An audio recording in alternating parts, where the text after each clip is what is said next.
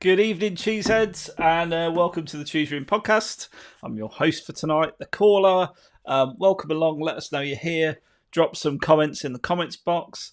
Give us a like, and do click and subscribe, which would be a real help to us if you can do that. Joining me tonight is the one, the only, the legend, the analyst with the most, all the way from Vienna. HG, how are you? I'm very well. I am had a good day by the river here, and yeah, very relaxed. It's been a great bank holiday for us here. It's a Catholic holiday today, so it's been a really good day. I mean, was that like not the best introduction you've ever had? It was pretty good. I'm not gonna lie. I don't know if I can match those credentials you gave me, but no, yeah.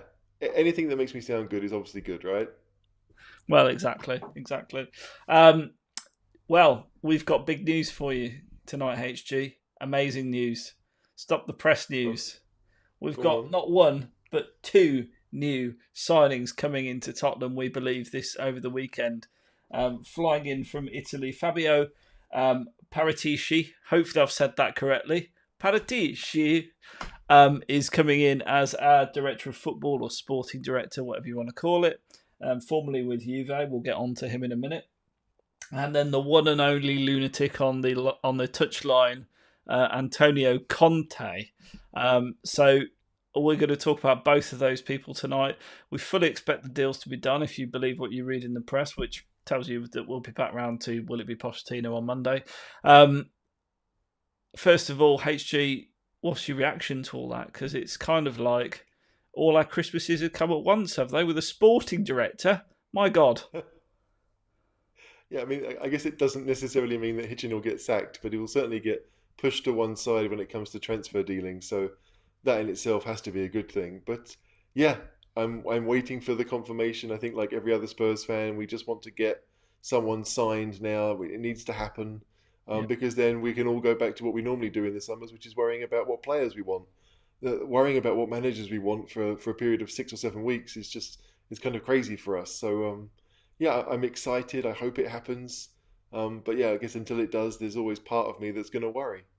yeah, absolutely. Um, Same here, but I think listening to all the noise coming out the club and listening to Talk Sport tonight, which obviously is a really reliable source, this this deal should be tied up over the next 48 hours. With Conte having met personal terms with Daniel Levy. Obviously, he got his 3 million extra or whatever he was asking for in the end. And interestingly, the rumor is that Fabio Paratici um, is the guy who's brought Conte in and sort of recommended Conte for the job, if you believe what's been written, and not the other way around. So that's a turn up for the books. First I first mean, look, reaction. this is it. Like when it comes to Levy, none of us really know how he operates. What question he finds to be the most important. Mm, It felt like at the start of the search, it was more about getting someone in that, I mean, as he wrote in his end of season notes, someone who understood the Tottenham DNA, whatever that meant, someone who wanted to play attacking football. And now, as you said, it seems to be a director of football led approach to getting him the person that he wants. Now, it sounds crazy. At the end of it, I'm pretty happy with what might happen. So I guess I shouldn't really care about how we got there, but it does feel very haphazard mm. that we how we got here. Let's say because 3 days ago we all thought Poch was coming in. We all thought he was coming back. We just thought it was a case of him telling PSG that he didn't want to be there anymore, and that was going to happen. But yeah, I'd love to know the thought process of like how he's gone through this search, and we started off thinking that Scott Parker had a really good chance, and suddenly, the idea of Scott Parker is just unfathomable for a Spurs fan Potter. because yeah, I mean I'm all right with Potter. I'd still be okay with Potter, but compared to Conte, there is no choice. Like Yeah. Conte is the best manager available, and it's not even close, frankly. We can talk about how Pochettino has got a couple of monkeys off his back by winning some trophies in France. None of it compared to the league titles that Antonio Conte has won in England and Italy. So it is an exciting time. I mean, we don't know what will happen and whether it will be good, but yeah, you can't deny that this is the obvious choice. How we got there, I suppose, is irrelevant, but it is the obvious choice. Yeah, absolutely. I agree with that. I mean, ahead of Poch, would you say, HG? Conte, yeah, I don't think it's a question. I know Like you I touched on understand. it, but if you just want to flesh that out as to why you think that. Well, I just think with Pochettino, look, we know how good he was for us, right? There's no doubt about that. He was extremely good at getting us to being the team that we all saw. It was a wonderful time to be a Spurs fan where we'd go and win most weeks 3-4, sometimes 5-0. I'm not sure we'll see that with Conte, but the things that Pochettino lacked, and I think there were a number of things that were important, it appears that Antonio Conte has that. He has that X factor. He can get teams across the line, and okay, maybe he needs a few 100 million to get there. Although I think that's slightly overblown. It is a case of, well, I don't think players fall out with Conte, right? He's pretty demanding of his players, but I think we've seen throughout football, a manager can be demanding of the players, and the players don't mind if they think that it's going to get them somewhere, if they see results from this work. And with Conte, the results are there, and every football player will know what he's done. They've all got friends who have played for him. They've all got friends who understand what he's like, and that, of course, there's players that have spoken to their friends about what Conte would be like, and it does appear that they're all excited at the prospect of having someone come in who, He's let's a face raging it, lunatic. yeah, no, like he might be a bit crazy. I mean, there's no doubt about it. But what do we want? We want results. As Spurs fans, we want results. Look, I don't think we're going to be sitting there playing nine at the back and hoping for a penalty. It's Yeah. going to be efficient, effective football. Sometimes we'll look amazing. Sometimes we'll grind out results. But the point is, the result is paramount. It's all about winning. And yeah, like it's easy to say it's all about winning and then say that the football doesn't matter. Clearly, the type of football does matter, but it's not going to be low block counter attacking because Antonio Conte just doesn't play that way. Okay. Yeah. So, like to Okay. me, it's We've as got much as so I much to get through. We're go on. gonna get through all of it. We're gonna so much to get through, and we're gonna get to your comments as well. Please note there are now super stickers and highlighted comments available if you wish to purchase those during the show.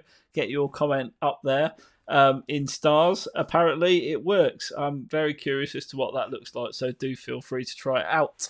And if you're watching for the first time, please do hit the subscribe button, which should be in the bottom right hand corner of your screen.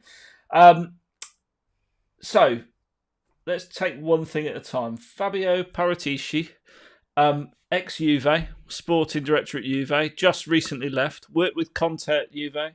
I'm just going to run you through some of the some of the signings this man's made because this man is all about two things: big name signings and free transfers. And the two don't necessarily always go hand in hand, but he's got an incredible track record at Juve. Now, I believe La Repubblica in Italy broke the story today that he's been verbally offered the job at Spurs and he's likely to take up that post. I mean, I want to just let's do that now. Steve Hitchen, where does it leave him? I think it leaves him if he stays at the club. It's more of a really of an overseeing role as to whether the academy flies with the first team if they really are on the same wavelength. I'm not sure Paratici is going to be that bothered with the academy. Maybe he is just in for transfers, so that there might be a role for Hitchin.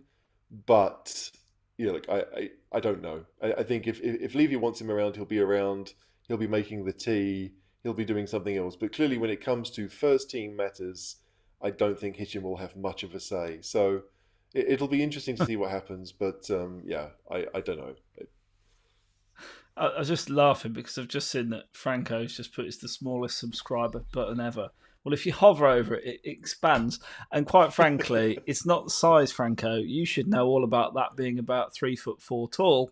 It's what you do with it. Right, so Paratici, 48. Let me run you through some of his signings and then we can sort of lick our lips at the thought of who he's going to bring into the club for us this transfer window. So Ronaldo, possibly the biggest transfer in world football ever. Ronaldo, or certainly one of 99 million to Juve from Real Madrid. People thought he'd never leave Real Madrid. It couldn't be done. He pulled that transfer off, didn't he? 99 million quid. That's not a bad thing to have on your CV, is it, HG? No, it's not. I mean, I don't know what the wages are. I suspect the wages are huge, and obviously it needed Real Madrid to play ball. But he's got what, 3 years of Ronaldo.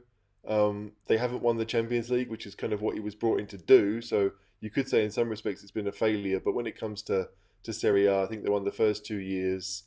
Um, yeah, it's been a. I think it would be a great signing for them. But yeah, I think if I'm looking at that and thinking that's what he can bring to Spurs, then I don't think I would use that as the example. But Well, clearly, I've got yeah, more. go I've on then. got plenty more. Higuain, 81 million. Yeah, that seems a lot of money for a guy who was what, early Oh, this was. thirties at the time. I think he was 29, wasn't he? I thought. Yeah, I don't know, but that still seems. I mean, like he weakened their biggest rival at the time, which I think would have been Napoli. Yeah. Obviously, he scored a lot of goals wherever he's been, just not in World Cup finals, sadly. Delit, But Delit, 67 million. seems an awful lot of money, but he'll be there for a long time. So I can see Cancelo, it. 36 million. Who was that? Sorry. Cancelo. Okay, the guy they sold on to Man City for a lot more Yeah. money. Yeah. And Yeah. let me finish. Let me finish. A personal favourite, Paulo Dybala, 36 million quid. That's good business, isn't it? Juventus have signed some very good players. So even when it comes to spending money, they have signed some good players.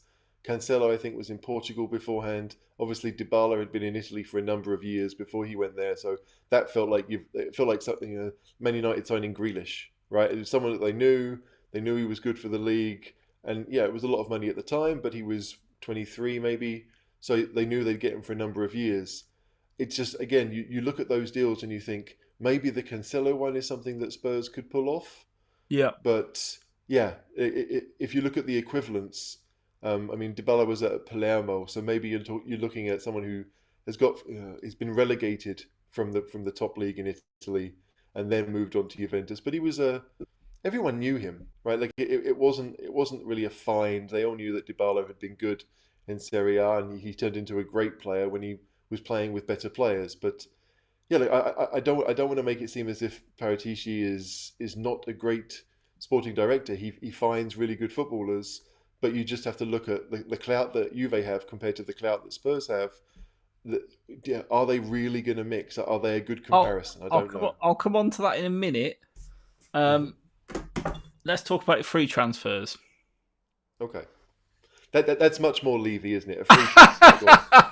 I think he literally rocked up to the interview with this little bad boy of like portfolio, and that was it. Emery Can, Okay. not a bad free transfer Well, at like all. it's tough to find a free transfer that is bad, for that reason. I Well, mean, that's the thing, right? So, yeah, but Emre Can, he would have been what, mid-20s at that point. That's a pretty yeah, good free transfer. Even if he hasn't worked out for Juve, that's not a bad move for the club as a whole. No. absolutely. Aaron Ramsey, much as though we Some, don't obviously like him because of his red connections, but he's a cracking midfielder, isn't he? he is a very good player, Aaron Ramsey. There's no doubt about it. He would have been what, 29. Like I think that what puts people off when it comes to these free transfers is Was he really obviously 29? I thought he was younger than that. no. Well, no, he was 29, I think, when they signed him. So he's in his early 30s now, Aaron Ramsey. But Yeah, I do think that you look at the free transfers, and we all know that Aaron Ramsey is on what, 400 grand a week. I yeah, mean, a crazy amount of money.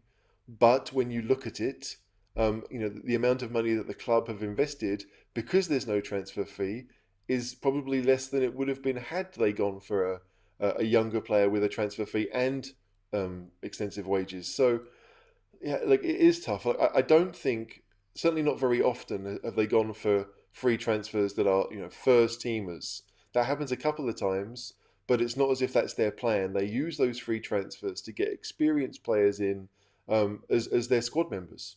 yeah, I think that's really been the way that they've moved things along, and there is an example that maybe Spurs could do that. We are hopefully getting younger over the summer, and maybe we will need one or two experienced players who have been there and done it, and maybe we'll have to pay a premium in wages to get them.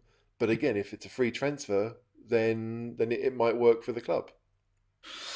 Sami Khedira, another good free signing, you would Yeah, say, and Raboy.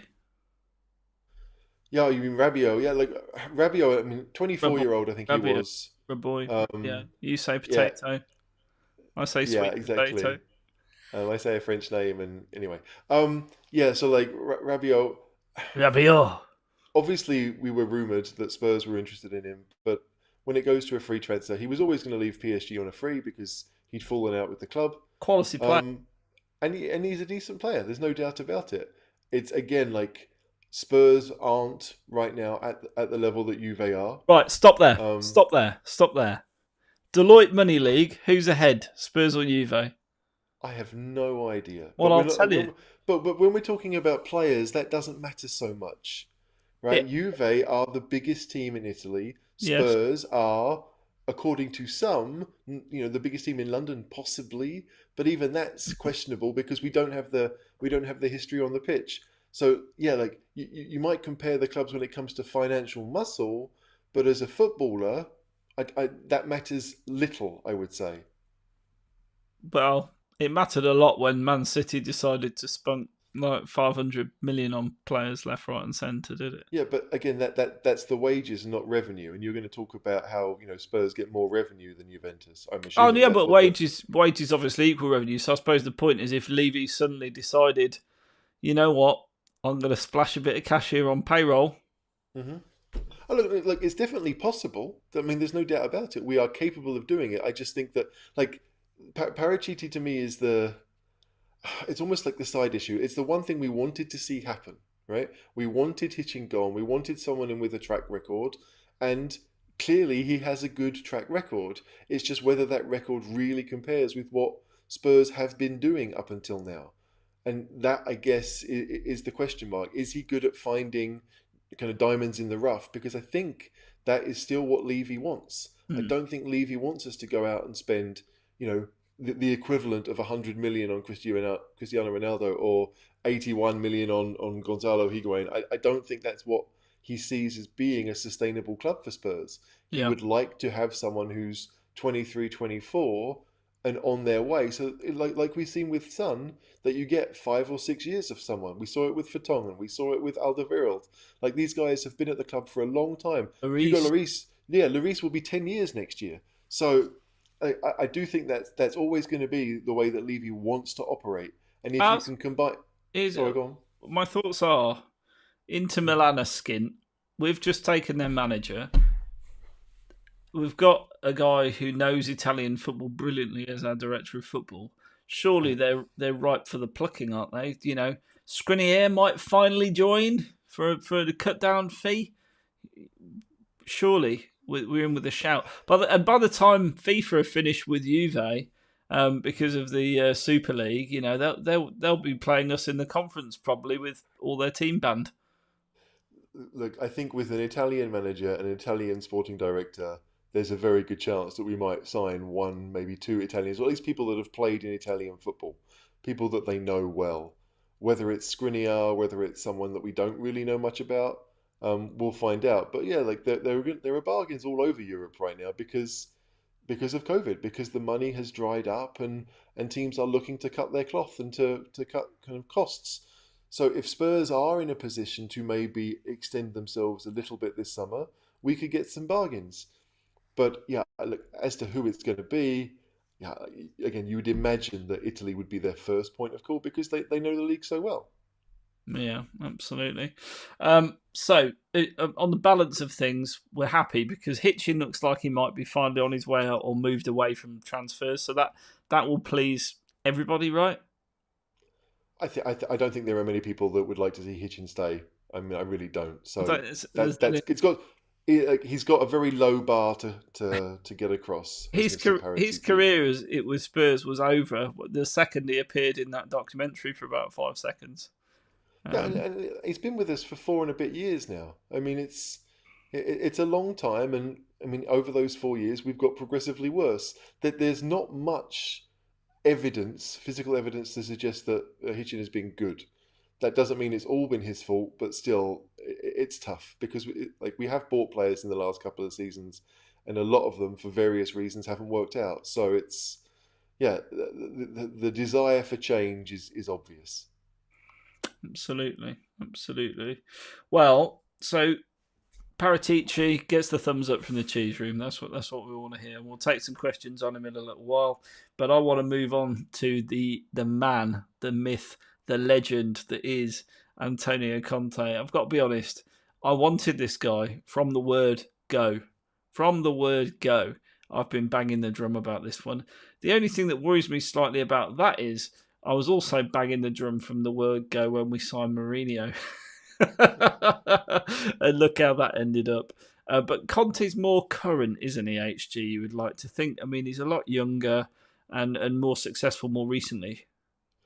I think the big difference, right, is that like when we sacked Pochettino, it was what, middle of November. There was no one really available at that moment in time, right? Everyone was in a job. Allegri was a possible, but I think people worried about his lack of English. But Yep. it was clear, I think, that Mourinho was the best available option. It didn't work out, and I think a lot of that has to go down to Mourinho and just the way he does business. But for us to sit here now and be like, well, Conte again is the best manager available, and again he wouldn't have been available at the end of April when Mourinho went. Mm. So there is this idea. I think it was a good decision to wait until the end of the season just to see what options were there. Yes, we possibly missed out on someone else, but I don't think we missed out on anyone that would have been a better option than Conte. And like, had we really gone all out for Scott Parker and signed him up 2 or 3 weeks ago, we'd all be kicking ourselves a little bit to now know that Antonio Conte was available. So, as much as I'm loath to give him credit, I do think it's made sense to wait.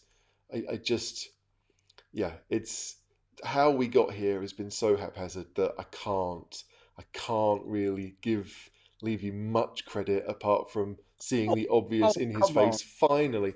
Well, no, like, look, I'm happy that he's going to get what he wants, what I think is the best choice. Let me just Uh, put this to you. Go on. Years before pre-Poch, who, by the way, was just at Southampton, Hmm. A B plus team, if that, before we picked him up, and was sacked from his previous role, as we Hmm. discussed last time out. Prior to him, who were our management choices? Were they Well, I mean, elite? Were they elite like Jose Mourinho and Conte? like you could sit here and say that maybe Van Gaal would be considered elite because he'd won the Champions League and he'd won La Liga with Barcelona. Like, yes, it had been a while ago. I mean, that was the thing with Van Gaal. He'd been at Holland for a couple of years, um, but the name was there, the recognition was there, and I think it would like I think it made sense that Levy wanted him. I don't think it was ever going to be a good appointment for Spurs because again, I know Dutch football relatively well. I know what Van Gaal is like, but it's tough. Like I don't think you can look at the appointments and be like, with when it comes to Mourinho and possibly Conte, that they're bad decisions. It's just how they got to that decision that concerns me. Pochettino worked out, but we all know it wasn't his first choice. It's tough. I think there is still a lot to be desired about how Levy has gone about his managerial searches in general, But you've got to right? give him a little bit of credit. I think he's waited this one out. Now, I don't take the opinion that a lot of people take with this that he's basically Levy has lucked out and Conte's become available. Yeah, maybe that is true. Conte has become available in this case. However, I think it's absolutely fine to take your time over searching for a manager and looking for the right person to do the job. And I'm Like, not going to give him any shit for considering all his options. I mean, there saw a Twitter campaign saying 43 days without manager, this club's a farce and all the rest of it. No, that's the sign of a well-run club in many respects because you're taking time to consider your options before you make the jump. Because let's face it, when we've jumped before, it hasn't always been the right decision, has it? it's true, and I would agree with that. Like waiting till the end of the season made sense, but to me, as soon as Antonio Conte became available and showed interest, Cheers. even if Poch had wanted it, I'd have said no. I want Conte. Right? That's just how my brain was like. So to me, if he's been available for what, a week, 10 days, or whatever it is now, this could have been organised. I don't know why we were so keen to get Pochettino back unless it's kind of money. Like we want to cut our costs a little bit. We want to get the better. Can't see hiring Conte is going to be cheaper than hiring Poch when you No, take into no, account. but that's my point. That's my point. Like Pochettino was the cheaper option. It was the one you knew the best, but that doesn't mean it was the right one. I still believe No, that. that's what I'm saying. I don't think he'd be the cheaper option. No, that's what. No, that's what I'm Right. saying. Right? Pochettino is cheaper than Conte. There's no doubt about that. But Conte is much better than No, Pochettino, no, which he's is not why cheaper. He's not cheaper than Conte, though, is he? Pochettino is. Of course, he is. But you're going to have to buy him out of his PSG contract. Yeah, but that again, that's irrelevant, right? Like if you're talking It's about when not. it comes, It's not in terms no, of it pound does. notes. No, of course it is because if Conte is asking 20 million a year and gets a 3-year contract, and Pochettino is wanting 8 million a year, But he very quick, won't want to go. but Yeah. he won't what? I doubt very much whether Poch would have come back for 8 million quid a year. Yeah, maybe not, but I just think that he was like it may have cost more to get him out of his contract, but his own contract with Spurs would have been less than Conte's. There is no way that Pochettino could dare to ask for the money that Conte asked for, and you know why? Because Pochettino hasn't achieved the things that Conte has achieved. Like that's it. That if I've done really well at my job, I'm going to ask for more money, and Pochettino wouldn't have a leg to stand on How to much ask do for you the think? money How that much is Conte. he on at PSG? Just out of interest, you know. I've not 10 million euros, I think, about the same he was on at If you Spurs. know, drop it in the comment box below. We'd love to know. Anyway, can we do some questions from our watchers? Let's hear from them. What have we got? We can move it on, but just to wrap up Conte, 5 titles in 9 years, a serial winner. We've heard that before, but he really is a serial winner. And yeah, the only caveat is he's never been at a club for more than 3 years. HG, who does that remind you of? Um, well, a lot of Spurs managers because we usually sack them after 18 months. I mean, like AVB's not been at a club for longer than 3 years. That there aren't many managers that do stay longer than 3 years now. If Conte has left his teams, there have been reasons, right? I mean, he left Siena to go to Juventus. He left Juventus to go to the national job. So what you're talking about is really since then, he was at 2 years at Chelsea and he left because he fell out with the board, and then 2 years at Inter when he left because COVID has ensured that they can't spend the money that they are currently spending. So they have to cut costs. And Conte was like, well, I don't want to be part of that. So strictly speaking, you're looking at 2 occasions. Everything else he's been climbing the ladder. That's quite normal. I don't really think it's a massive issue. Like to me, everyone talks about being a short-term fix or a long-term project or whatever it is. To me, the key word there is fix. Right? We need to be fixed. If Conte comes in, gives 2 years at Spurs, we win nothing, but we are in a better position than we are in now, then I'll be happy. Yeah. Because that's what I want. I want to see progress. I'm not bothered if it's the same guy for a decade. It would be lovely because if he's there for a decade, it means he's going to win trophies, whoever it is. That we will be, we will have our Wenger, we will have our Ferguson, the person that I think that a lot of Spurs fans want to see. But to me, the short-term thing is we need to be fixed. And I don't think there's a better person in world football to fix the problems we have right now who is available than Antonio Conte. Okay. Let's go some of these. Yeah, this is a very good question. This is on the lips of a lot of Spurs fans. Neil Williams says, "Do you think Levy will give Conte serious financial backing in the transfer market?" I mean, if I may start off on that one, I can't imagine that Conte and Paratici are even considering joining us if we're not going to spend a bit of money. It might not be a lot of money, but I think there will be. Some financial backing there. What was interesting was I can't remember, it was in the Patreon chat, highlighted the players he signed at Chelsea, and it was only about 3 or 4 players he added to that championship-winning team, isn't it? So, granted, Spurs need probably a lot more rebuilding than that team did, but that team just finished 10th the season before, so. They'd finished 10th, and a lot of it was because they fell out with Mourinho. Right, Mourinho was 14th, 15th when he got fired. So they came into mid-table. Conte bought the fullbacks. He brought in Moses, come back from loan, and they bought Marcus Alonso. They bought Batshuayi. Obviously, that one didn't really work out for them. And they bought Kante, which was a massive reason as to why they got a whole lot better. Yeah. So, yeah, like he didn't buy too many. But like, if you look at that Spurs squad, the one we currently have, we've got two players for every position, right? And some of them could easily go. Right, we've got people coming back from loan like Skipp and Sessegnon that probably deserve to be part of the squad. You've got players like Foyt that have been away and probably will get sold. Like there's at least, to me, up to 10 names that could leave the club in the summer. We've already seen Rose and Gazaniga go, but if we are able to shift most of those 10, then yeah, like if you add, let's say 30 to 50 million of our own money to it, I think that gives you what, 100, let's say 150 million to go out and buy Two players. three, Two four, players. five.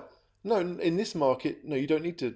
Two for 75 million each, you'd be a fool to pay that in this market because it is a buyer's market. Yeah, Like true. if you see that, I mean, the Lille goalkeeper went to AC Milan for 15 million euros. Yeah, yeah, I, yeah. I read this week that the Lille right back is on the market for 15 million euros. Now I can't believe that because Lille don't need the money. They're in the Champions League. They've just won the French league. But if those prices are true, Hmm. then we're laughing. I mean, we'll be in a fantastic position. Even was it the Lyon centre back Anderson that's been on a loan at Fulham? It appears they're looking for 25 million and maybe euros or pounds. I'm not sure which, but in this market, that feels like a lot of money. They may not get that, but if they do, we'll be in a position to pay it as long as we can shift those players that I think a lot of us want to shift.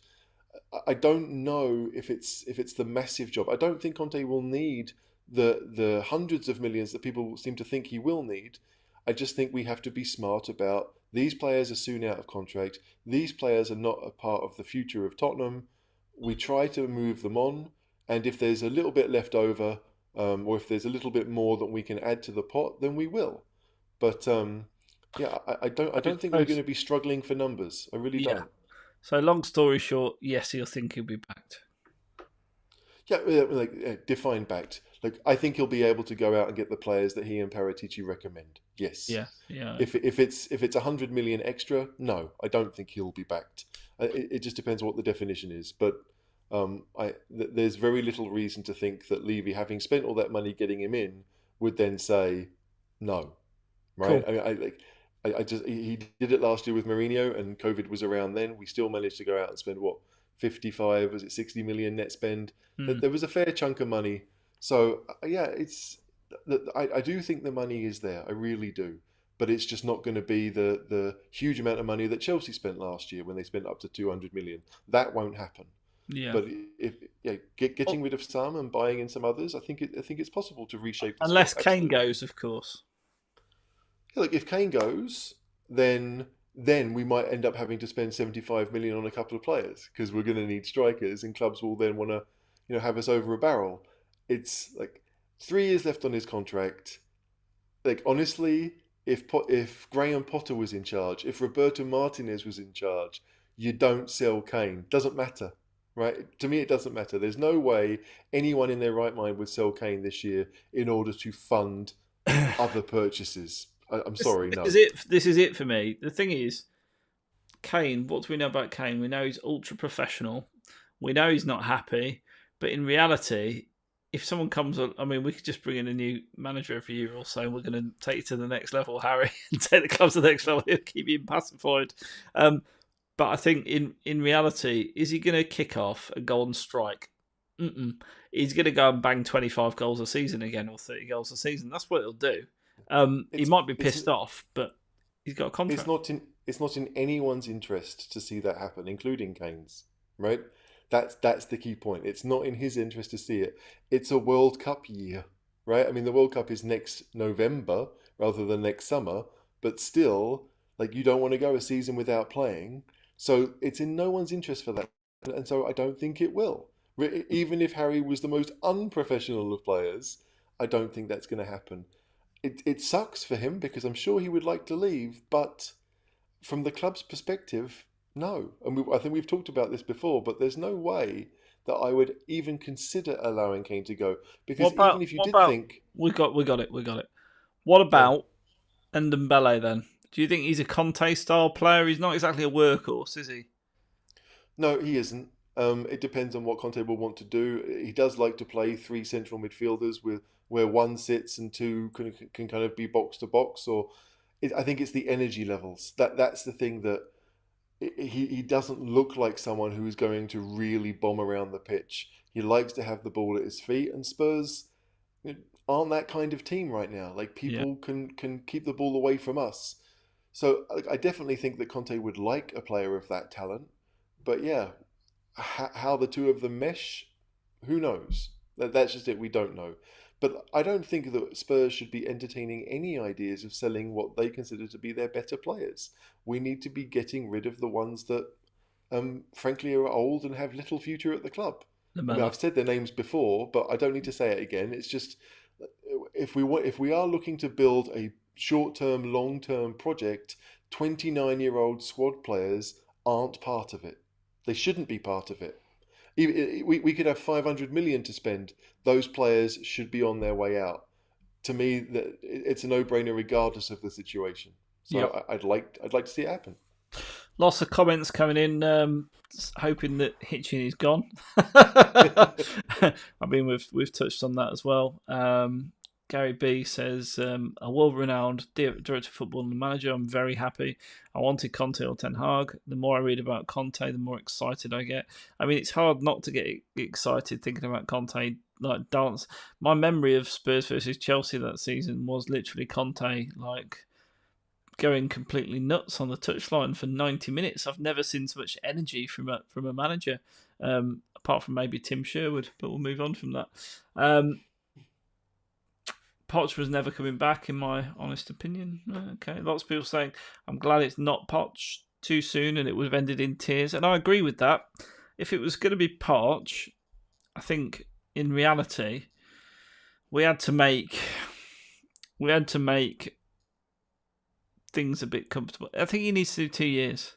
That's what I'm trying to say. He needs to do 2 years away with PSG, win something, then come back and have a bit of credibility. Because, like you say, the big titles he's always missed out on, hasn't he? I'm not interested in Poch coming back.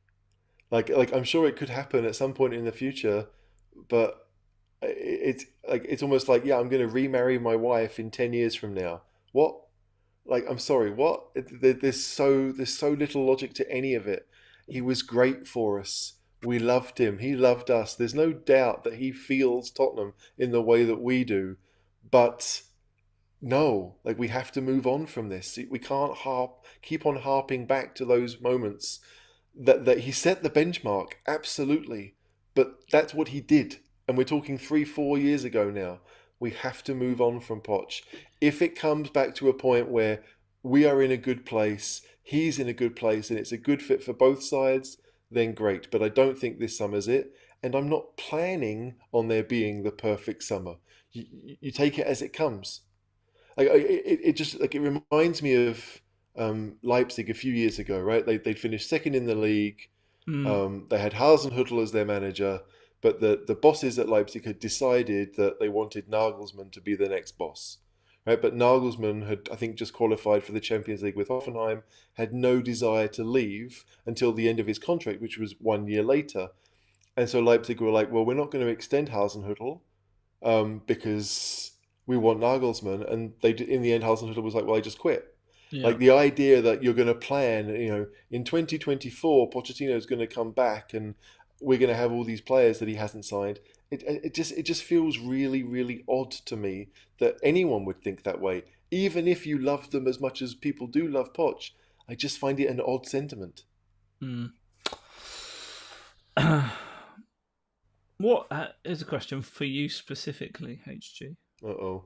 from Lucas. What style of football does Conte play? So we know he plays 3-5-2, right? Wing backs, three Yeah, centre backs.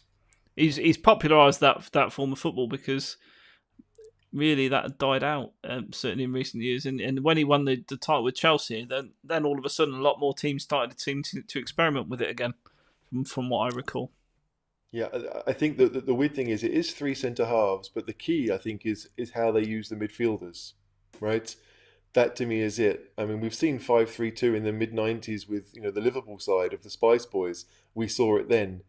This is obviously a different version, but I just feel that he's always played that way. I mean, if you like, not that I recommend this completely, but if you do look at the Wikipedia page of Antonio Conte, it shows you clearly that his system is three at the back. That's what he likes.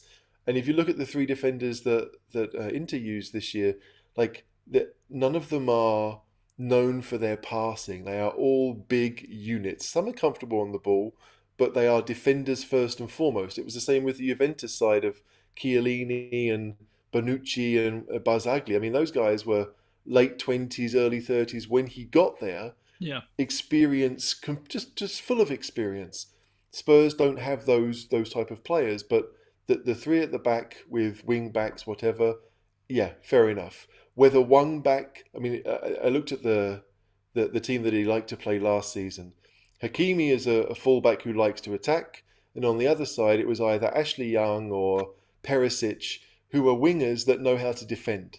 And so, Mm. if you think about that as being kind of lopsided in the fact that one is more a defender first and one is, then it works out. You could say the same about the Chelsea side. I mean, Victor Moses was let's face it, a bit of a failed winger, and he turned him into a title-winning wing-back. There is What you're something saying is to there's how hope he for does Matt it. Doherty yet.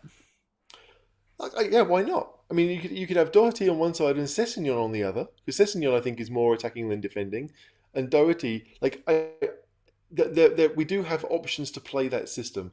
I don't want Doherty to stay at the club, so I'd like to see someone younger come in to play that role. But still, like I think that if we are going to play that system, we've got a number of centre halves at the club, even the ones that we'd like to get rid of. But someone like Sanchez, someone like Rodon, even Dyer might thrive more in a three centre back system. But again, it all depends on I think on who the three midfielders are. I Yeah. think we all know that the two strikers are going to be Son and Kane. We don't necessarily have to worry about that. But it's Conte. He's very much a coach. He likes patterns of play. He wants the players to be able to understand their role and to do things that they work on the training pitch. We all I know was going that's to say we'll see more systems from him than we did under Mourinho, which was basically, well, I've picked the side, go out there. You're professional footballers. You know how to win. yeah. I think Mourinho in many ways was Harry Redknapp, but with a better vocabulary. I mean, it's just yeah, the idea of just And sending your slightly less players out. motivation when he went round telling everyone they were crap. True. I mean, Redknapp never did that, to be fair. But it's just that the idea that Conte is Mourinho Mark II just seems very lazy to me. Because if you look at the systems that he's played, you look at the football that he's played, like, yeah, he's demanding, but don't you want that from a manager? Like, have you known a manager, a good manager that isn't demanding of his players? You don't have to be being demanding doesn't mean being an arsehole. The two aren't linked, right? You can be an arsehole when you're demanding, but you don't have to be. So I just it just seems really lazy. The Chelsea link, obviously there are various links between Conte and Mourinho, but look at Conte's career, look at Inter's games, look at the highlights from this season. They are not a defensive side. They really aren't. There are moments when they know how to do that, and when you do have three centre halves and wing backs, you can easily switch to a five. You can easily have your three midfielders sit, and suddenly you've got eight people that are willing to sit and close all the gaps. But yeah, he's not defensive. It's all about looking at the situation of the game and adapting. Yeah. And I think that Conte has. I mean, He's certainly not a defensive manager from what I've no, seen, and I've watched a you, few Inter clips today. Absolutely, and I remember the Chelsea team, and I think they scored. I think Franco put this up. Chelsea only scored one less goal than us, and that was Pete Poch in 2016-17. yeah, and we got our goal difference that year was plus 60. I was I mean, plus a lot. Yeah, yeah. we scored a lot of goals. Granted, we scored Fun. 13 in the last two games, but we scored a lot of goals that season. Yeah, yeah, yeah. But yeah, it's like the team has to function in both directions, and Conte has proven that he can get people to do that. Like when Eriksen got to Inter, he didn't really fit in the system. They didn't know how they wanted to use him, and so it took a while for him to, in effect, learn the system. But in the last half a season, he's been a massive part of that team, playing in a role that's actually different to the one that made him successful at Spurs, and more similar to the role that people hated him at Spurs, where he played a lot deeper. Conte is able and has proven it to create a team, a functional winning team from parts that a lot of people would have thrown away. Right? And Victor Moses is a perfect example of that. I'll tell you, So I just go on. one interesting thing is his philosophy on teamwork. I'm sure you've seen the interview that he did that's gone viral over the last few days since we knew that Conte is very much in the frame. That says, basically, if someone doesn't work hard for the team, it'll kill them. And that is, that's exactly what I would expect as a Yeah. manager. That's what you would want, isn't it? And this is like you want, like, obviously first and foremost is the team, right? If you like the people that you are working with, you are more likely to go the extra mile. And I don't care if you're a footballer or if you work in a supermarket or if you work as a teacher, like, those are our jobs. Like, if you like the people you work with, everything flows better. So that's clearly a massive part of it. But again, I think most people, they do need a bit of a kick up the backside every now and again. You can get comfortable very easily. And Conte is the type of person who I think realizes that if you really want to win, you can't be like that. Like, as a player, Conte wasn't like that. He was uncompromising. He never gave up. He played football every game as if it was the last football game of his life. So Yeah. it's hardly surprising that he feels that way as a manager. But you do want your players to feel that way. And yeah, like, he might ruffle a few feathers to get there, but time has proven again and again that he gets people there. Like, Andrea Pirlo was in his early 30s. Oh yeah. He wasn't a Another spring free chicken. transfer. Another free transfer.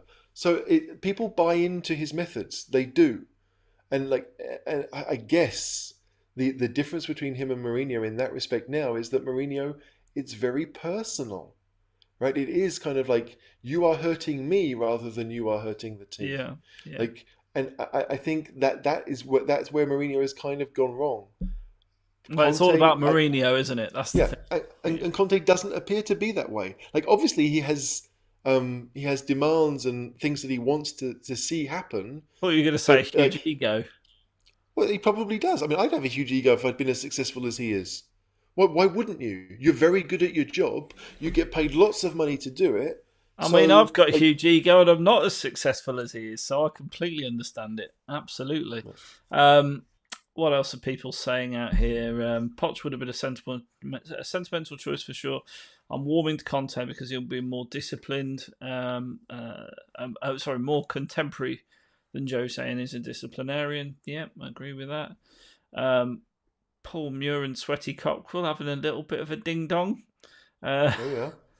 Just about Conte and Poch, which is lovely. Icebreaker, we're absolutely not the biggest club in London, sadly. A comment from Paul, soccer economics proves that wages equate to success more than a transfer fee. I think that's in relation to something we were saying, but it's absolutely true, I would imagine. I mean, like, my maths isn't great, but let's take the Aaron Ramsey deal, right? If he's being paid 400,000 a week for 4 years, right? My maths really isn't good, but that's a fair chunk of money, right? We're looking at what, 8 million a year, something like that. 8 million a year for 4 years. Wait, you paid 30 million? Let's say 30 million quid for a guy, and that's it. Like, we The paid Gareth six. Bale argument this season. Yeah, we paid 60 million for Dombele and 200 grand a week for what, 5 6 years? That's a much bigger investment than Oh what yeah, Juventus put huge, in on. hugely. So, like, I understand the wages is a massive thing. Like, I hear people often say, well, if you bring Ramsey in on 400 grand a week, then won't that upset people, like, I mean, let's say the highest earners like Ronaldo or Kane or whoever it would be, because they might be on more money?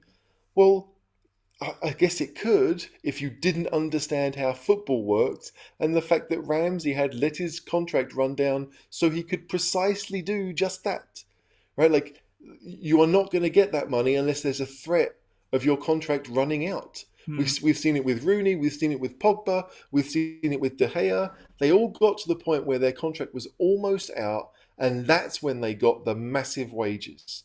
the ridiculous wages, the ones that are double what Kane is getting, 2.5 times what Kane is getting. That's why they get it, right? It's because they are willing to do that.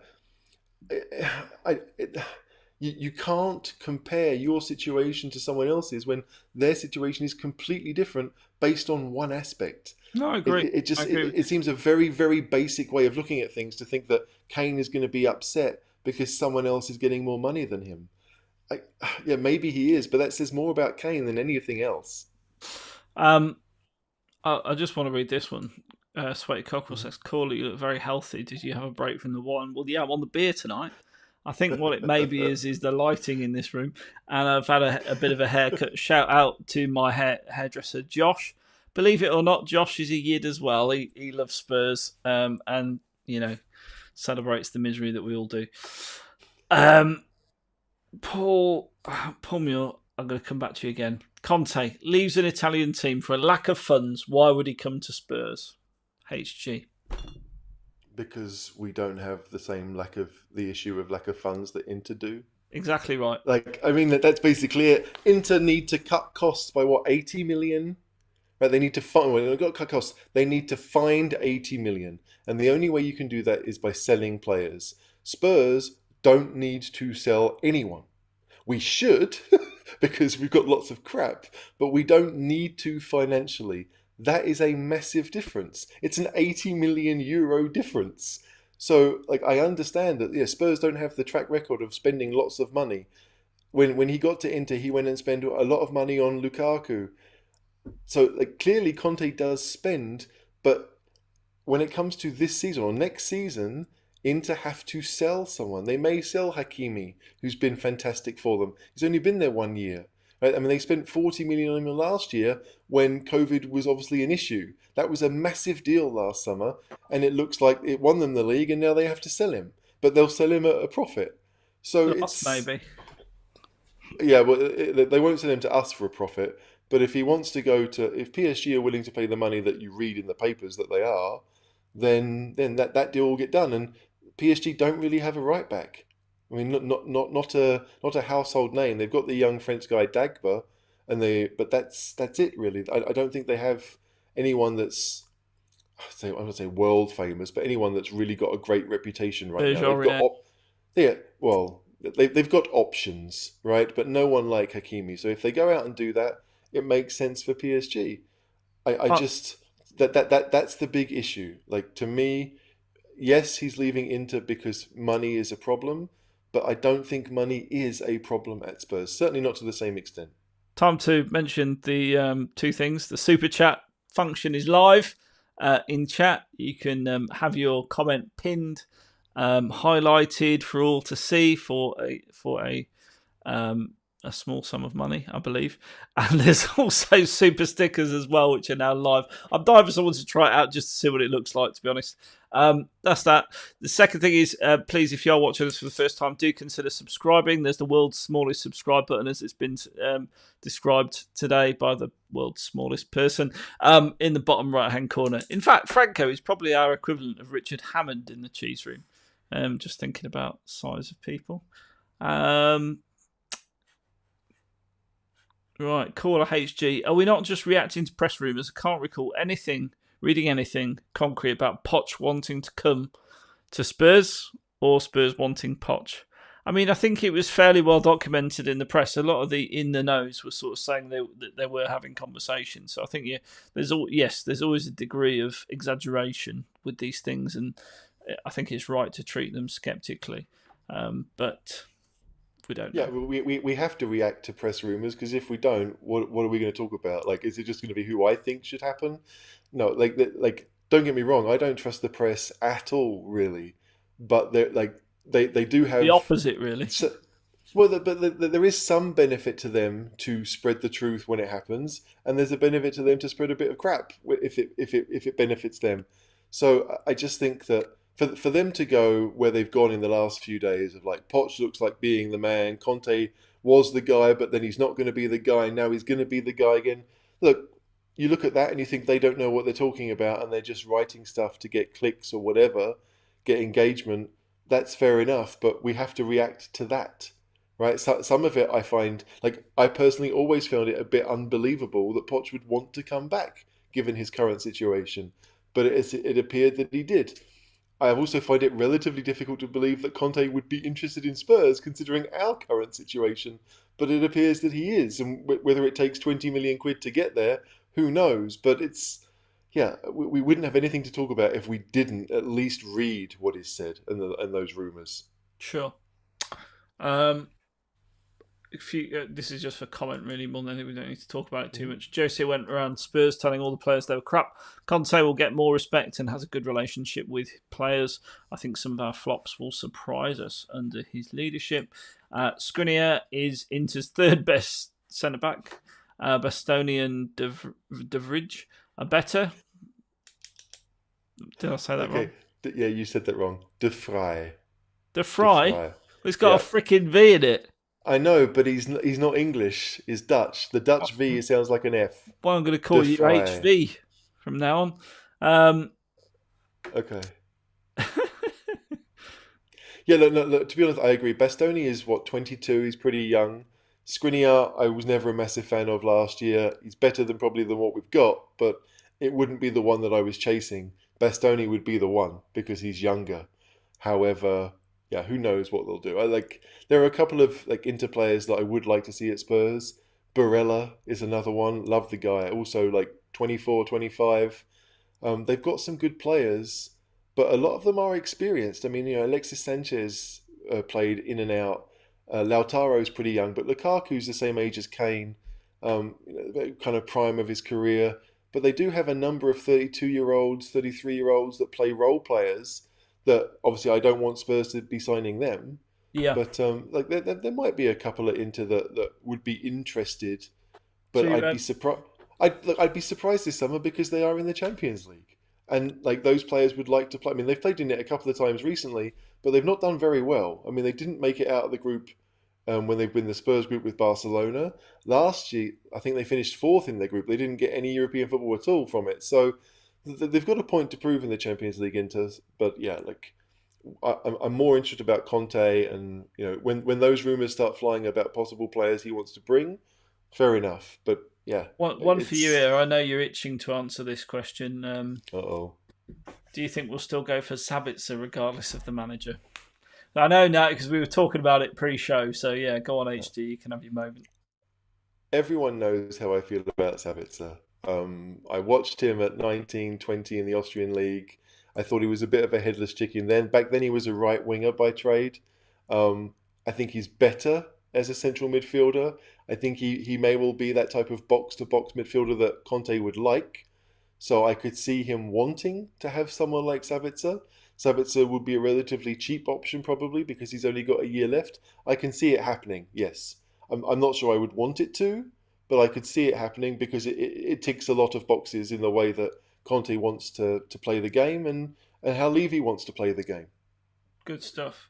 Um, and Anthony Abbott says, talking about the French league, Lille are clearinghouses. They are broke, and their manager jumped ship as soon as they won the league. And there's several other mentions of the French league being broke. So Yeah, you don't need to come back on it. It's just but I mean, Lille shouldn't be broke because they've got Champions League coming, right? Like the other clubs in the French league, absolutely, they don't have those millions, but that's quite a lot of money that Lille will be getting in that they probably hadn't budgeted for.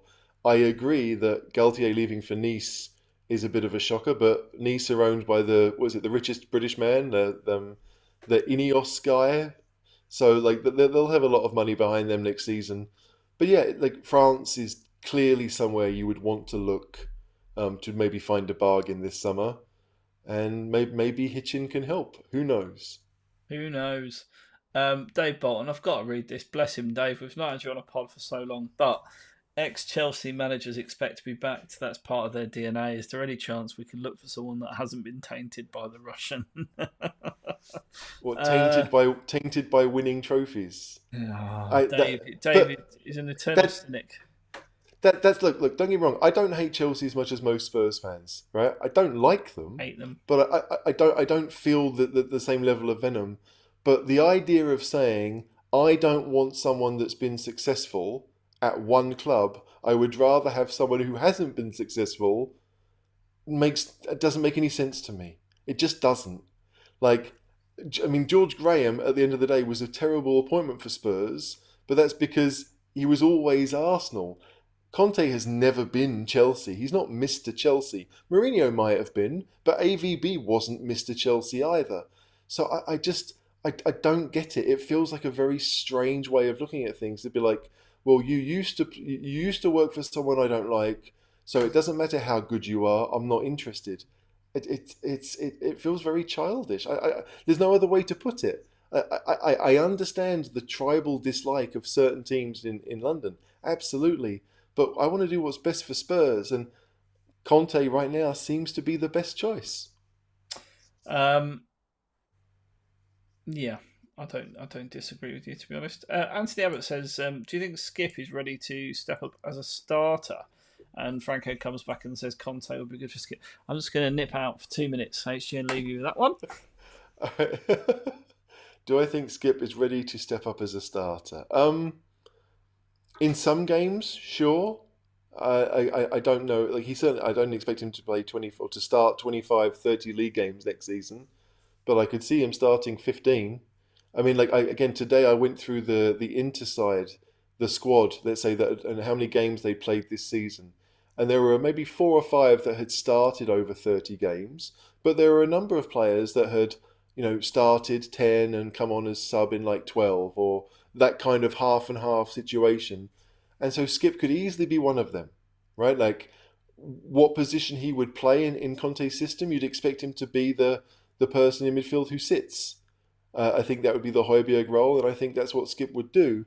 But as opposed to, will he play regularly? No, I don't think he'll. I don't think he'll play regularly. He might come on as a sub to shore things up, if that's needed. But I think for Skip, he's still what was it 20 this year? I think he was 20. He'll be 21 in September. I think if he has a season at Spurs where he plays, quite often in the Conference League, let's say he starts 10, if he started 10 league games, that would be a good season for him. A lot of it depends on injuries, of course, but Skip, for me, would be definitely part of the squad, and an important part of it, because we need another person like that. We really do. Let's look at any other questions. What have we got? We've got. I was about to say, would you loan him? Would you loan him back out? Skip? No. Like, I mean, like we had this conversation on the pod. I'd have brought him back in January, right? Like I was full on the bring Skip back in January board, and everyone thought I was crazy. And our form turned to crap from January onwards, and Højbjerg turned to crap because he was overworked by playing almost every game. Like it was great for Skip to get Championship Team of the Year, to get promotion with Norwich. Great for him, but Yeah. it like we could have been in the Champions League. Like we're only a few points behind. So like yeah, I definitely think there's no way I would loan Skip out again. Like we don't need to. It would just be another person we'd need to sign. No thanks. There's little reason for that this summer. Okay. I mean, you could write a book on this, but Peter Mann says top 5 players you would like to see leave. I think we've covered this before, but so it won't take long. Very quickly. Okay, so Pete, if you haven't heard this before, this is what I think. If you are older than Son, so Son turns 29 this summer. If you are older than that, you need to go because you're not the future of Spurs. That means Sissoko, Lamella, Doherty. I'd like to keep Toby. He's the one who I would keep, but those are 3. Lucas, I think, is in that mold. Lucas is 29 this summer. That's 4 of them that I would like to see go. A 5th one, I'm probably going to forget a really obvious one now, but Lamella, Sissoko. I think we can sell Winks. I don't really see much reason for him. Like he could suit the 3-5-2 as a box-to-boxer, but I just don't see it. I would rather that we went for someone a bit more physical. So Winks, Sissoko, Lamella. Who else have I said? Or I didn't even say Aurier. There's a number. Like even Sanchez. If we don't think if we don't think he's going to be part of the 3, then maybe he'll go. I suspect he'll stay because we'll need centre halves now. But yeah, HG, I'll tell you mine. Go on. They're very similar. Aurier, Yep. Lamella, Dyer, Sissoko, Winks. Yeah. I don't think there's many That people that would argue with any of them, to be fair. In no. fact, what's Dutch Grass has put Aurier, Dyer, Sanchez, Sissoko, Lucas. So yeah, quite similar. I mean, I'm not attached to Sanchez or Lucas either, for that matter. I mean, and the thing is, Lucas and Sanchez are more likely to bring decent money in, but again, this summer is the wrong summer if you want to do that. So I'd be looking at people who are almost out of contract. That's Aurier, that's Lamella. Sissoko's got a couple of years left, but I think he wants out. You look at the quote he gave in the week that I think he realizes his time at the club is done.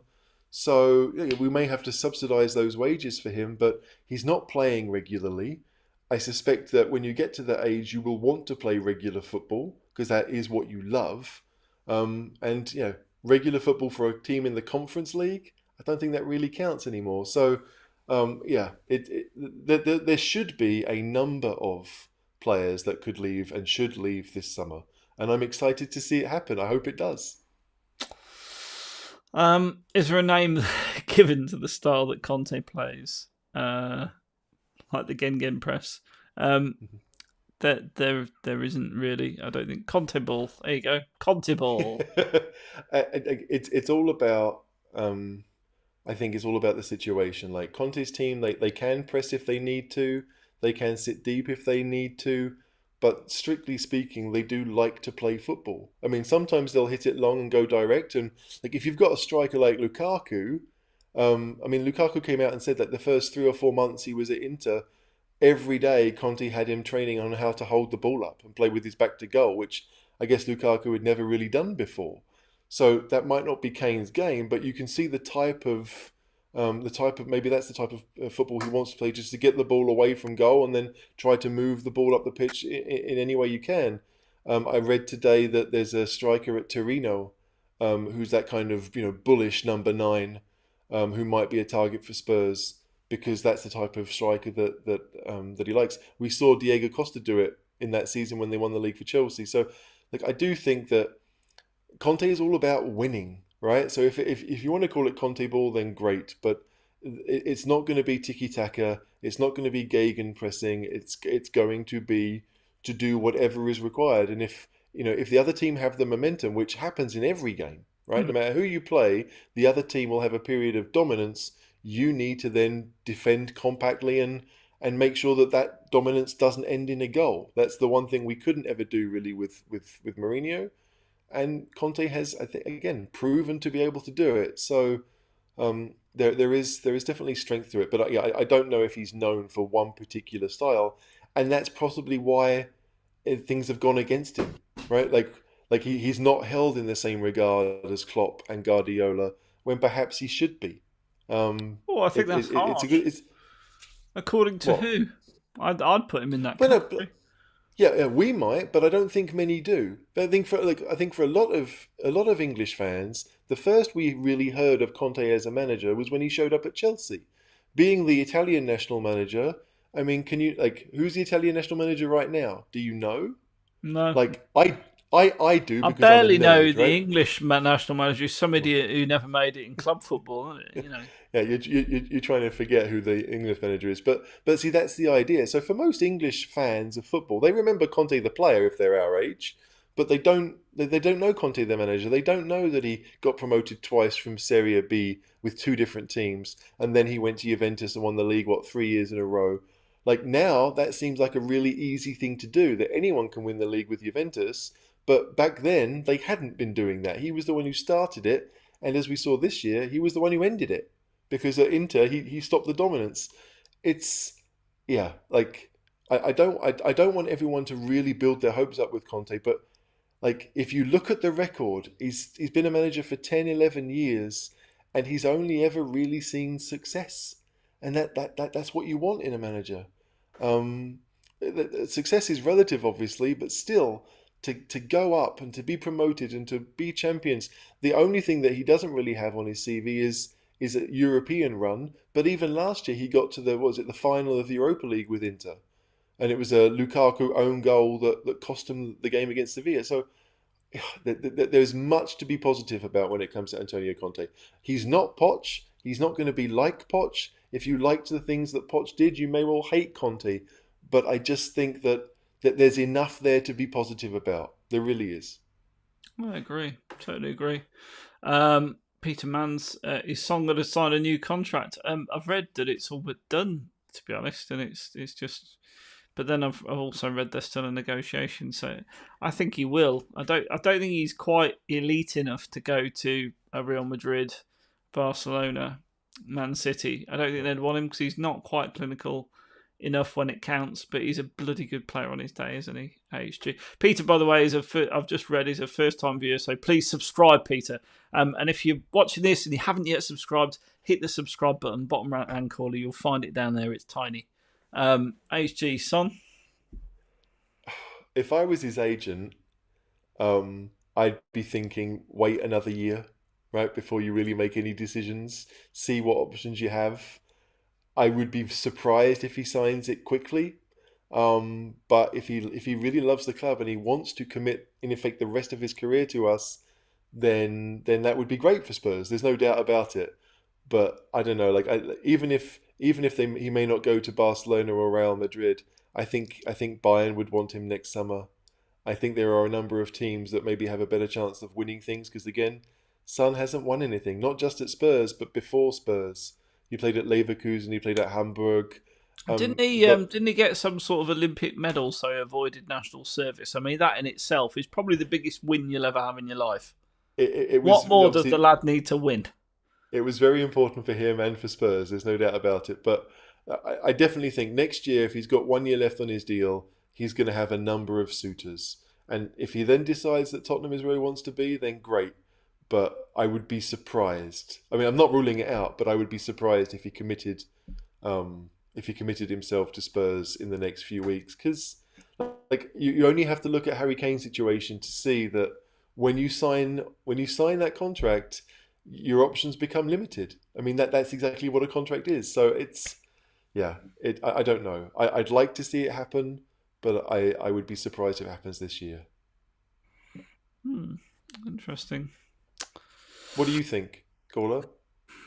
What do I think about what, mate? Do you think some will sign? Son, yeah, I said before, yeah, I do think he'll sign. I do think I think it's done. I just don't. I think they're sitting on it. They'll wait till the next manager's announced and then reveal it all. I don't think he's going to get.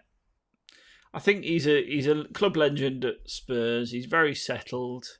I think Spurs don't want to release him for the obvious reason. Apart from anything else, he sells South Korean tickets and shirts, and cynic in me. It's an absolute marketing machine, isn't it? Absolute marketing machine.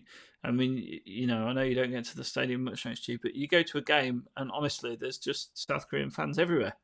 Yeah, it's weird. The one game I went to, right? I mean, it wasn't even the day of the game. I think it was the day after when I did the tour of the stadium. We were standing outside the shop, my mum and I, and there's this South Korean family, and we took their pictures because they were so happy to be there. So, yeah, I mean, I All the have seen it. time, all the Yeah, time. There's I so have many. seen it. It's unbelievable. I've got a question for you. It's not been raised by anyone here yet, but the caller is always ahead of the curve, um, or behind the curve. Bale. No one's talked about Bale. Now, he's not going to come back now, is he? I think Ancelotti has pretty much said as much that he wants him in the side next season at Real Madrid. Yeah, I mean that's how fast football can change.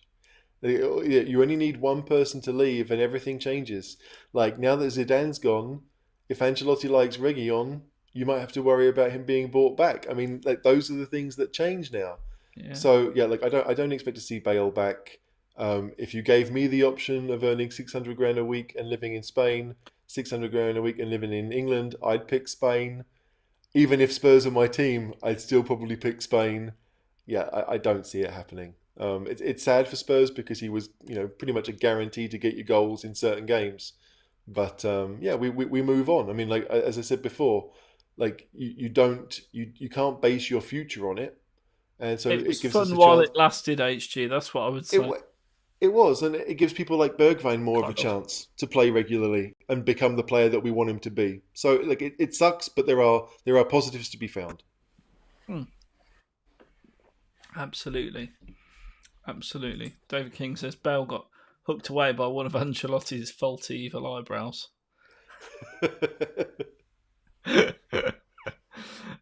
Convenient that Conte lasts 2 years with any club and Poch will have 2 years remaining. Oh, yeah, that's true. Poch will definitely be back at some point. Whether you like it or not, HG, whether you like it or not, Poch will 100% be back at some point to Spurs.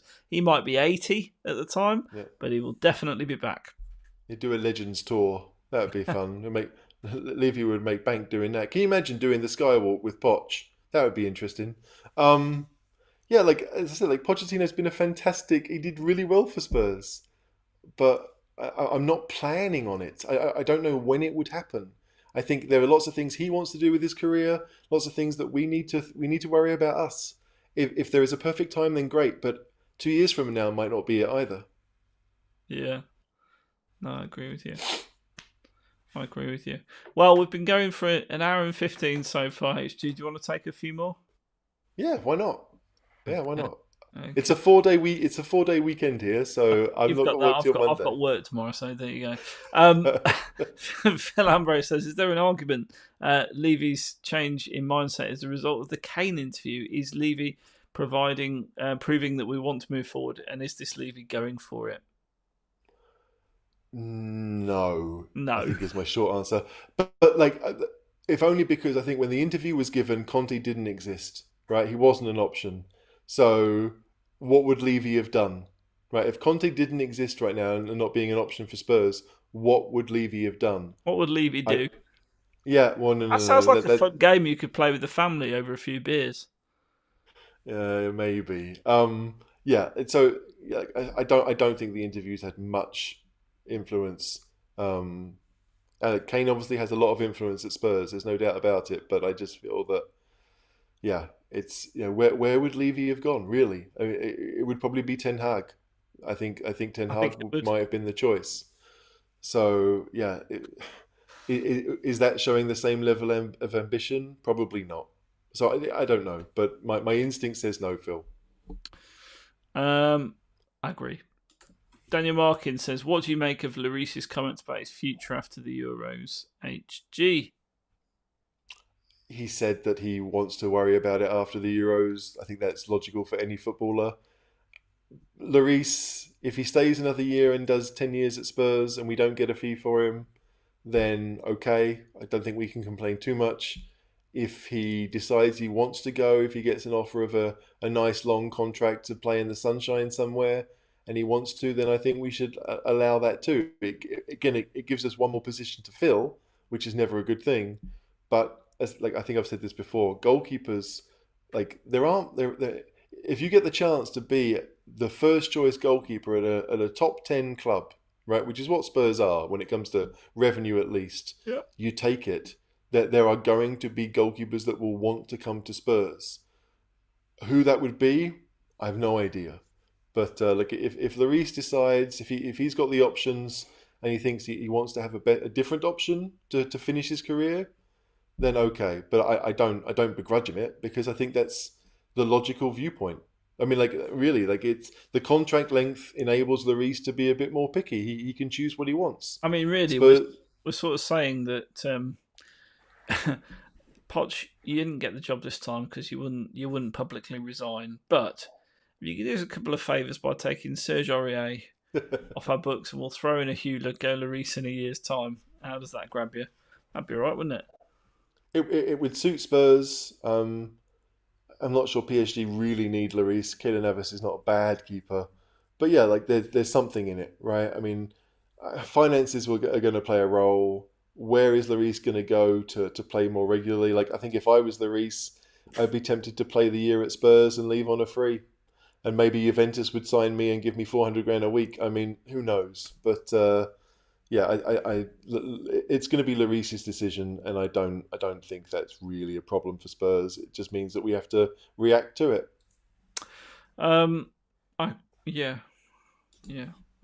Just building on that point, David King says Lloris is world class behind a solid defence. I wouldn't swap him for any other keeper in the world.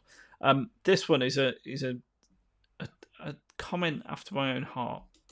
Neo says, "Is it just me that's tired of hearing that Kane deserves better?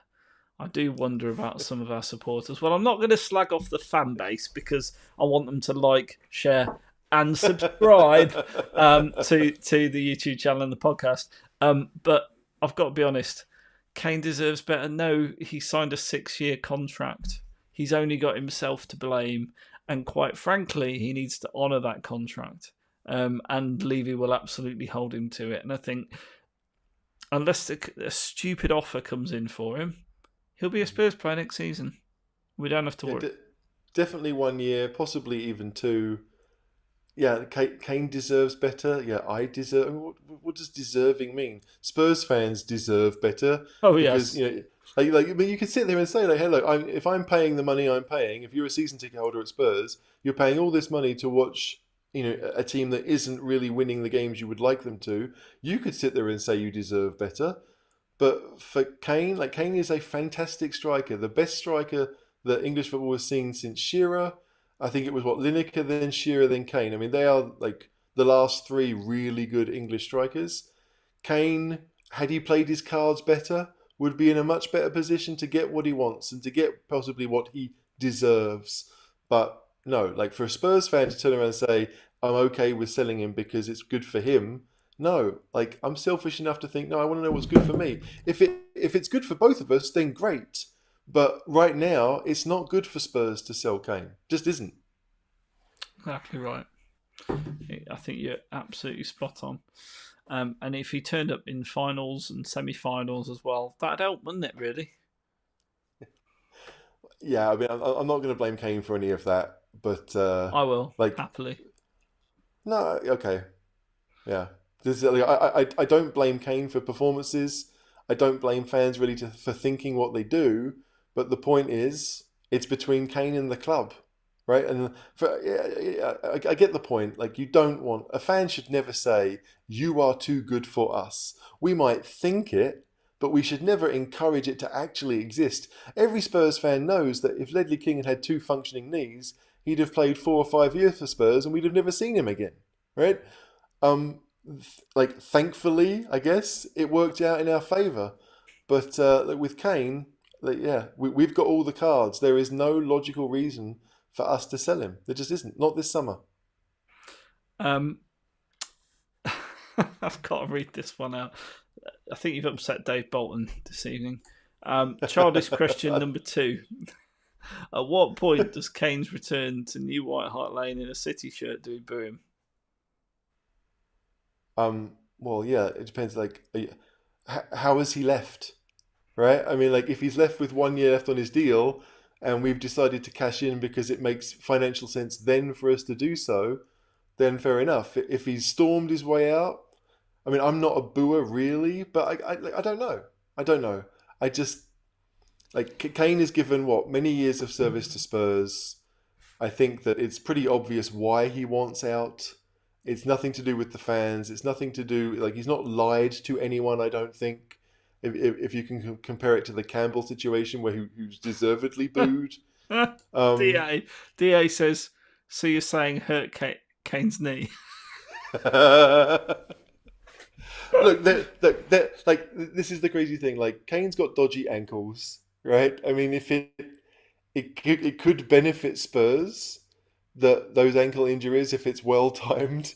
But no, like it's like as a football player, you may only get one chance to sign for a really big side. I mean, Kane will have probably options every year, but for a lot of players, it is like you have to go when you think you have a shot. Kane's issue is that Spurs, despite being only the 7th best team, want to act and want to think as if they are better than that, and they should, right? Yeah. Spurs should think like that. So he's in an awkward position. I mean, Spurs are an awkward club in many ways because when we were a stepping stone to better things, it suited everyone. It suited Spurs because if a player played well, we'd sell him on for a profit.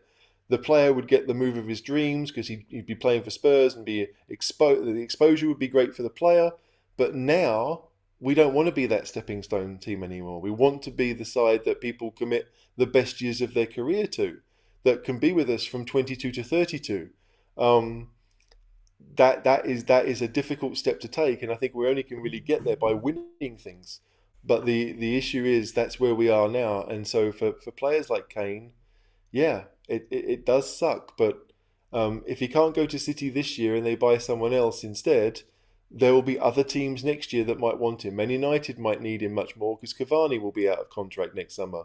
That Kane's always going to have options. So, but booing him when he comes back to Spurs, I don't like unless he really does like come out and say that Spurs fans are morons and he hates the club now and he just wants out and throws a massive hissy fit. There's no reason for Spurs fans to boo him ever. I agree. Right, that is all we have time for this evening. Thank you very much for joining me, HG. I'm looking forward to the announcement over the weekend or Monday or Tuesday or Wednesday or whenever it may be. But we're 90% sure on the cheese room we've actually got it right now.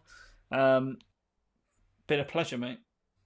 Yeah, no, I've enjoyed it. I always enjoy, let's say like taking the questions of the people that watch because like that you're why we do it, right? So like your questions are great.